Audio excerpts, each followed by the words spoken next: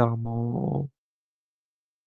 Donc celui qui Mmh. contrevient à l'ordre du messager d'Allah en raison d'une erreur de son effort d'interprétation, pour parvenir à son obéissance et suivi de ses ordres, est pardonné, son rang n'est pas diminué. Le prestige et l'amour dont jouit cette personne n'empêchent pas de clarifier que sa parole est en contradiction avec le commandement du messager d'Allah et de conseiller la communauté en lui clarifiant le commandement du messager d'Allah. Par ailleurs, si ce même homme estimé, aimé, apprend que sa parole contredit le commandement d'Allah, il aimera celui qui le clarifiera, à la communauté, qui les guidera vers l'ordre du messager et les détournera de sa parole. Ce dernier point est obscur pour beaucoup d'ignorants en raison de leur exagération dans l'imitation des savants.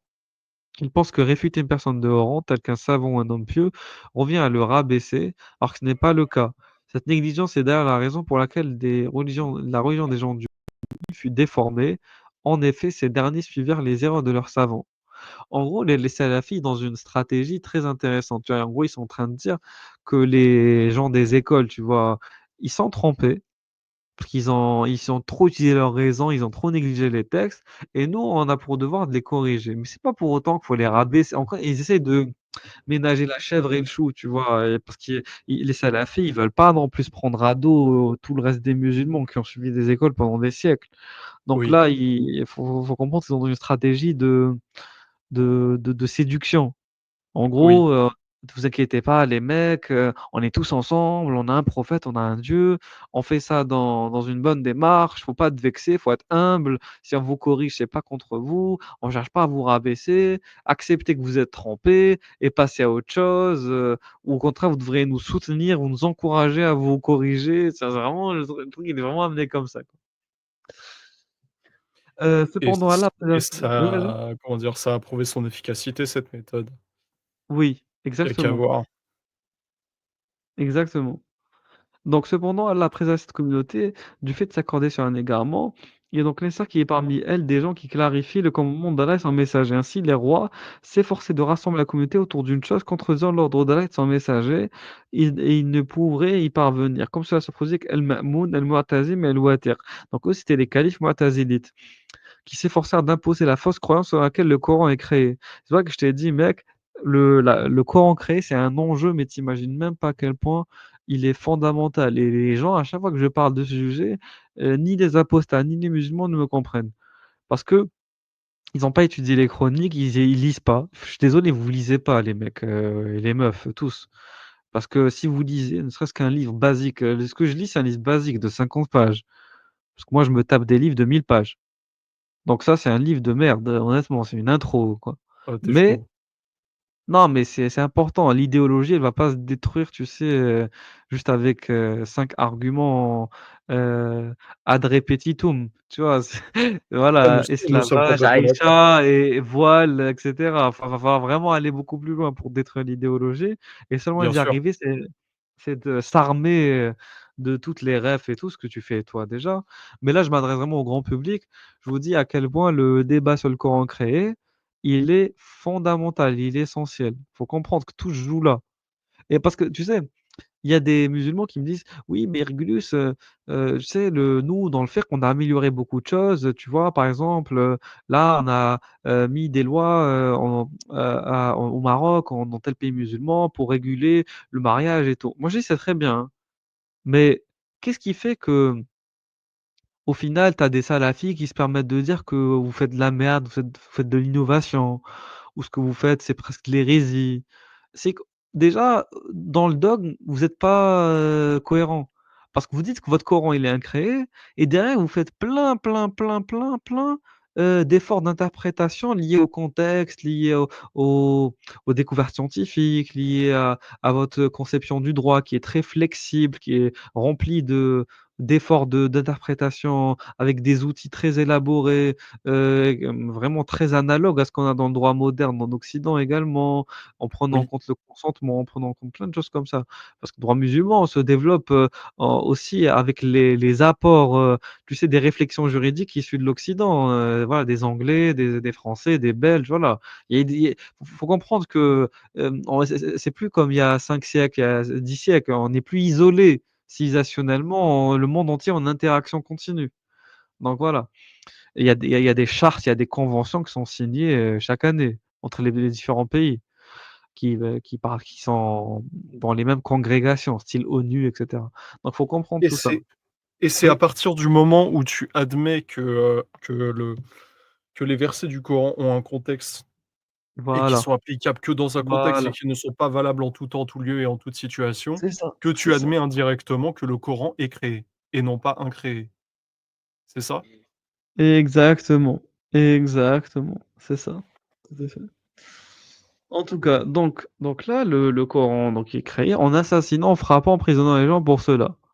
Les assassinats, ils se sont faits que contre les gens qui ont voulu faire des révoltes, contre l'État, qui ont pris les armes. Voilà. Donc, il y a un mec qui vient avec les armes, tu vas pas le laisser te buter. Tu es le calife, tu vas pas te laisser te buter par un mec qui vient faire une révolution. L'emprisonnement, bon, quelque part, c'est jusqu'à maintenant, on continue à emprisonner les fauteurs de troubles et voire même dans certains pays, les dissidents politiques. Et frapper, oui, parce qu'en islam, c'est votre loi. En fait, ils se sont pris la charia dans la gueule, ils ont pas aimé. Vous êtes pris des OK. gens, bah, oui, en gros, Ibn Hanbal, il s'est fait flageller en place publique, parce qu'il a pas voulu, dire que le Coran était créé. Il a juste dit: «Le Coran est incréé», il a pas voulu accepter ça. Bah, écoute frérot, la doctrine d'État, c'était que le Coran est créé. Toi, tu viens, tu dis que le Coran est incréé et dans votre charia, vous dites que le blasphémateur, il doit être puni. Déjà, estime-toi heureux quand tu es pas buté, en fait, Ibn Hanbal. Mais Estime-toi attends, heureux et mais ouais, si je comprends bien, ça veut dire que Ibn Hanbal ouais, était dans un état, doctrinalement mutazilite, c'est ça? ouais, c'est ça, oui. Il s'est fait, Mais c'est du délire. déglinguer. Bah, oui, Ah, c'est tu étais pas au pour courant de le coup, c'est l'histoire? non, non, même pas. En fait, Ah OK! je savais Très bien. par le biais de Rassoul que, Ibn Hanbal a eu énormément de partisans, après sa mort qui a non, après son emprisonnement, je crois, qui a donné une image, de héros martyr. Ce qui fait que beaucoup de gens se sont mis à écouter, ce qu'il avait à dire et à suivre, son école juridique. Mais non, je savais pas. Je savais pas du tout que, c'était, un petit peu bon, je caricature, mais le seul pélo parmi les moutazilites, qui disait que le Coran est incréé. Voilà, niquez vos races. Eh ben, Ouais, tu as beaucoup de choses beaucoup que je sais pas, hein, c'est tu as pour beaucoup ça de que, choses à découvrir. oui, énormément, Ben énormément. Ibn Hanbal, en fait, il a vécu sous plusieurs califes, pour le coup. Il a vécu sous D'accord, l'ère du calife, donc du père d'Al-Ma'moun, donc Haroun al-Rachid, peut-être qu'il est plus connu que Mamoun, je pense, très connu Haroun al-Rachid et en tout cas en Occident, il est très connu et du coup, il y a eu d'ailleurs la grande fitna, parce que je sais pas si tu es au courant, mais il y a eu beaucoup de fitna entre musulmans oui, et l'une des grandes fitnas entre musulmans, c'était entre Haroun al-Rachid et son frère. Donc c'est la quatrième fitna. C'est, ce qu'on appelle la alors grande guerre abbasside alors et 4e là fitna, grande donc guerre abbasside. quand Haroun al-Rachid est mort, à la base, il avait nommé Al-Ma'moun comme le second successeur et Al-Amin comme son premier successeur. Voilà. Et après, en troisième place, il y avait un autre fils, qui s'appelait Al-Qasim en troisième successeur. Problème, c'est que, Al-Ma'moun, il avait vocation à aller au pouvoir. Al-Amin aussi voulait pas lâcher l'affaire et donc du coup, ils ont commencé à se disputer, le califat de leur père et ça D'accord, allait très loin, ils se sont entretués donc Al-Ma'moun a réussi à avoir l'ascendant sur son frère Al-Amin et il l'a buté. Voilà. Il a pris le pouvoir à sa excellent. place. Ouais, les fratricides, ouais. Ah ben, écoute, c'était ça à l'époque et du coup, Al-Ma'moun pour le coup, il s'est dit, en gros, j'en ai marre, voilà de de tout ça et j'ai envie parce que lui, Al-Mamoun, il a une éducation très, très, très intellectuelle. Il parlait plusieurs langues, il était, était polymathe quoi, il faisait des cours en fiqh, en hadith, dans le Coran, justement dans les mathématiques, en logique. Donc il s'est dit: «Je vais ouvrir une sorte d'école», pas d'école, mais de centre de savoir qui s'appelait donc Beit el-Hikma, la maison de la sagesse, et dedans il invitait des juifs, des chrétiens, des musulmans, et il leur demandait de traduire des ouvrages, de faire des recherches et cetera, et c'est là où il a décidé d'instituer le mu'tazilisme comme doctrine d'État. Et après D'accord. il est mort, et il y a 2 personnes de sa famille qui l'ont succédé. Donc c'est Al-Mu'tazim et Al-Wathir, des cousins à lui, et eux aussi ils étaient mu'tazilites comme lui, et c'est sous leur, califat, je pense ça a duré globalement, je pense 30 ans au total, qu'il y a eu, Ibn Hanbal qui s'est fait déglinguer. Parce qu'Ibn Hanbal il voulait pas admettre que le Coran était créé. En gros, il faisait comme sur Discord, enfin sur, TikTok, aujourd'hui. Ils faisaient ce qu'on appelle des munadarat, des sortes de grands débats, grandes confrontations, comme ce qu'on peut avoir, durant tu sais, comment on appelle ça déjà? Pendant les présidentielles, tu sais, sur France 2, sur TF1, ils font des Oui, confrontations entre les différents candidats. Ben, là, c'est ouais. pareil, grand débat, voilà, et du coup, tu as Ibn Hanbal qui dit avec les Mu'tazilites. Les Mu'tazili, ils l'ont déglingué, tu vois? En logique, en rhétorique, en connaissances, en philosophie, allez, vraiment, il tenait pas la route, c'était pas la cadence. Tu vois, lui, sa botte secrète, c'est: je sais pas», ou sinon soit il refuse de parler, genre il répond pas, ou sinon il répète toujours les mêmes phrases, ou genre en mode: «Oui, mais Allah a dit qu'il a», genre en gros, eux, c'était quoi les disputes? C'est pour savoir que le Coran est créé ou incréé, ils doivent déjà parler de Dieu, et à un moment donné, eux, ils lui disent: «Est-ce que tu penses que Dieu a une main?» Il dit: «Oui, il a dit dans le Coran qu'il avait une main». Ils disent: «Oui, mais quand on parle de main dans le langage en arabe, c'est-à-dire c'est une partie d'un corps. C'est ça la main. La main est définie comme la partie d'un corps».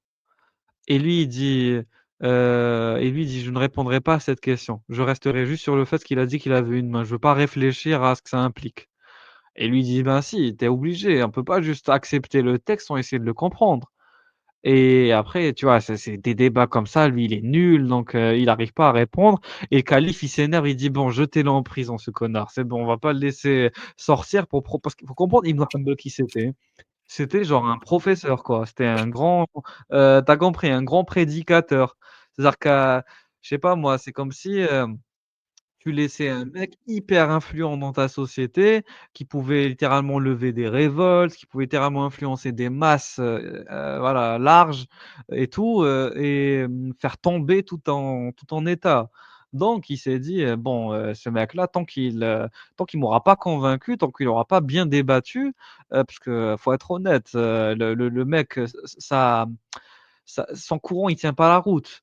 Mais le problème, c'est qu'il a une capacité de nuisance et d'influence très élevée, donc s'il le laisse sortir comme il veut, derrière El-Mamoun, il voulait pas se ramasser une deuxième guerre civile. Faut comprendre, on sort d'une guerre civile, le mec, il a buté son propre frère pour stabiliser la région, et là, il se prend les Hanbalites dans la gueule. Comment tu veux qu'ils Mmh. réagissent? On est à une époque, on n'est pas comme, aujourd'hui avec les systèmes, de surveillance, les polices, la gendarmerie, l'armée, le truc, tu compris, les frontières, à cette époque-là, en Oui, plus, il s'est ramassé les Byzantins derrière, donc les les chrétiens, et en gros, moi, je me rappelle, d'une chronique que j'avais lue. En gros, il a envoyé son armée, Al-Ma'moun. Alors là, je vais revenir à Al-Ma'moun, parce que ce que je te racontais, c'était à l'époque d'Al-Mu'tazim. Le deuxième là, celui que j'ai souligné, et le troisième c'est Al-Wathik. Al-Ma'moun, donc le premier mu'tazilite, lui, en gros, il envoie son armée aux frontières, tu sais, de la Turquie, moderne, où il y avait encore les Byzantins avant la conquête de Constantinople, et ce qui se passe, c'est que, bon, ils ont perdu, les musulmans, ils se sont fait capturer par les Romains, par les Byzantins, et en gros, ils lui ont envoyé une lettre, ils lui ont dit: «Voilà, on a capturé tes soldats, on te demande une rançon avant de nous les rendre». Lui, tu vois, Al Mamoun, il a renvoyé une lettre. Il a dit: «Bon, j'accepte de payer la rançon que pour les mecs qui disent que le Coran est créé». Ah, en gros, c'est comme Macron, par exemple, il va pas rapatrier des Daéchiens. Genre, soit tu apostasies, Tu m'envoies une lettre comme quoi tu reconnais ou tu envoies genre une vidéo filmée où tu reconnais que tu apostasie, genre tu blasphèmes Allah bien comme il faut, je te rapatrie en France, sinon tu crèves en Irak, en fait. Je vais pas te rapatrier comme ça, mec, si tu crois en ton idéologie, voilà, donc destructrice, je vais pas te rapatrier en France. Elle-même, il a fait la même logique, en fait. Il a dit: «Je vais pas rapatrier des connards qui vont revenir, chez moi et qui vont me foutre, la le voilà, le chaos, quoi, la guerre civile». Donc il a dit: «Soit vous soumettez la doctrine de l'État, soit vous revenez pas, en fait». Voilà, c'était quelqu'un de très pragmatique, tu vois? À la fin, Ibn Hanbal, ben, il a survécu pendant tout ce temps dans les geôles, je pense qu'à la fin, il a été libéré à un moment donné, parce qu'il a admis que le Coran était créé, mais ça a pas duré longtemps. Je pense qu'à la fin, ils se sont rendus compte qu'ils se foutaient de leur gueule et ils l'ont remis. Et après, il y a eu un autre calife et lui, il était pas mu'tazile du tout, c'était l'inverse, il était hyper sunnite et c'est comme ça qu'est tombé le mu'tazilisme, en fait. C'était qu'il y a un calife sunnite, lui, il s'est dit: «Sunnisme, c'est beaucoup mieux pour contrôler les masses musulmanes, donc mu'tazilisme, c'est un peu chiant. J'aurai toujours les hanbalites dans les pattes qui me feront, voilà, de la gêne, donc vaut mieux que je me rallie aux hanbalites et que je mette les mu'taziles de côté». C'est comme ça Donc ce que qui ouais, Ibn OK. Hanbal a récupéré un peu sa place, tu sais, de prédicateur vers Ouais. son village et que le mu'tazilisme d'État est complètement tombé par terre, quoi. Voilà. Donc tu es en train de me dire que le mutazilisme, ça aurait pu marcher? Oui, c'est juste des circonstances politiques qui ont fait que ça a pas marché, clairement. En fait, bah, j'ai envie de dire, c'est l'effet Streisand. Tu as emprisonné Ibn Hanbal parce qu'il était trop problématique. Exactement, exactement, c'est ça. Et au lieu de l'effacer de la mémoire collective, au contraire, C'est ça. ça a interrogé de plus en plus de gens qui se sont intéressés à son Exactement. cas, qui se sont intéressés à Ouais. ses écrits, qui se sont intéressés à sa doctrine, qui se sont, intéressés à sa vision théologique, politique, anthropologique et cetera, des textes, de la compréhension de la religion et cetera et qui l'ont adopté et qui sont devenus hanbali. Exact et il s'est passé la même chose avec Ibn Taymiyya. Ah bah Ibn oui, évidemment. Lui, par Ibn contre, il est mort en Taymiyya prison, je crois, c'est ça? oui, oui, exactement. Ibn Taymiyya, il était détesté des 4 écoles sunnites parce qu'à chaque fois, il brisait des consensus, il allait contre plein Mais d'avis en qui sont fait, dans la quand croyance. Oui. j'entends souvent qu'ils brisaient des consensus, excuse-moi de te couper. Mmh mh. Hem, c'est-à-dire, ils venaient, ils disaient, «Ouais, non, moi je suis pas d'accord. Ouais, non, moi je suis pas d'accord. Ouais, non, moi je suis pas d'accord». Soit il remettait en Je question l'existence même de ce consensus-là. d'accord. Ouais, non, il disait: «Non, mais ce consensus-là, genre, il a été rapporté de tels savants, mais on n'est pas vraiment sûr». Ou il va te dire: «Non, mais ce consensus-là, certes, il a peut-être existé à cette époque, mais ces savants-là, ils n'avaient pas cette information-là, donc ce consensus-là, il ne vaut rien pour ce cas-là», et cetera, et cetera. Donc à chaque fois, il remettait en question soit la validité du consensus en lui-même, soit l'usage du consensus en lui-même, soit l'existence du consensus en lui-même. Donc voilà, c'était ça, c'est comme ça qu'il procédait, voilà. Je vois. Et J'ai quand même l'impression que la notion de consensus, bah, déjà qu'elle n'existait pas beaucoup avant, existe encore moins depuis Ibn Taymiyya. Ibn Taymiyya, il a vraiment, mais vraiment contribué à fragiliser la notion de consensus, oui. Oui, vraiment. C'est-à-dire qu'elle était de base, comme tu as dit, fragile. Et lui, il a contribué à encore plus la mettre en dessous de la terre, quoi. Voilà.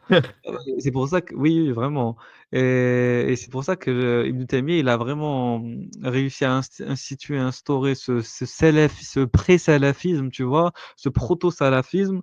En gros, on revient au Coran, à la Sunna et si on veut, au consensus restreint des compagnons. Parce qu'il faut comprendre, il y a le consensus des compagnons, genre c'est un consensus hyper restreint. Parce que les compagnons, ils ont été, d'accord sur très peu de sujets en vérité et tout le reste, ça passe à la trappe, quoi. Voilà. Je vois, je vois, je vois. Mais c'est ce qui Heu, prime d'ailleurs ouais, pour les Hanbali, c'est, oui. ce qu'a dit le prophète et ce qu'ont dit les compagnons et le reste, c'est à prendre avec des grosses pincettes, c'est ça? Le reste, c'est à prendre, pour les salafis, oui, exactement. Les salafis, oui. Alors en tout cas, exactement. En tout cas, je vais arrêter là, je fatigue un peu. On Pas de continuera une autre problème. fois, là, je vais laisser la page et comme ça on pourra discuter ce que tu voulais me demander. Voilà. Mmh. Donc, je souhaite une très bonne nuit à tout le monde, bonne soirée, enfin bonne nuit. C'est vrai qu'il est 21:49, on sait jamais et certains peuvent, dormir à 22:00. En tout cas, donc je vous souhaite une bonne soirée, une bonne nuit et à bientôt pour la suite, de la lecture. Voilà. Ciao, ciao. Ciao. Bon, j'enlève la musique de fin, parce que c'est bon.